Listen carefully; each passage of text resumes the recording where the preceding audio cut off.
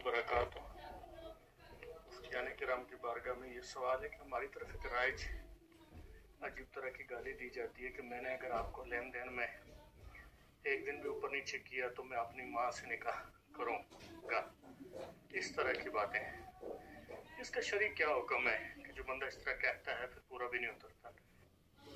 वालेकुम सलाम रहमतुल्लाहि व बरकातुहू। आपने सवाल किया कि हमारे यहाँ एक गाली का रवाज है। वो गाली इस तरह की है कि लेन देन के मामले में कहा जाता है, अगर लेन देन के मामले में मैं पूरा ना उतरा तो मैं अपनी माँ से निकाह करूँगा।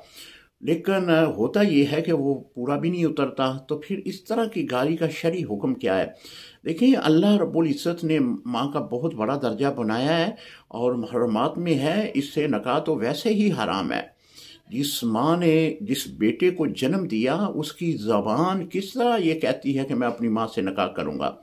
ये गुनाह है, सख्त तरीन गुनाह है इस तरह के अल्फाज इस्तेमाल करना, और इस तरह के अल्फाज इस्तेमाल करके किसी को अपने ऊपर किसी मामलात की यकीन दहानी करवाना, ये तो बहुत सख्त गुनाह है, इससे तौबा करनी चाहिए।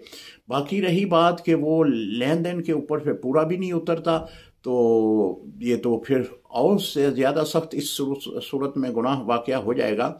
तो इस तरह अगर किसी ने ये बात अपनी वालदा के मुतल्लिक़ कह दी है तो फिलफौर अल्लाह से तौबा करे और आइंदा ना करने का अल्लाह से अहद करे। अस्सलामु अलैकुम रहमतुल्लाहि व बरकातुहू।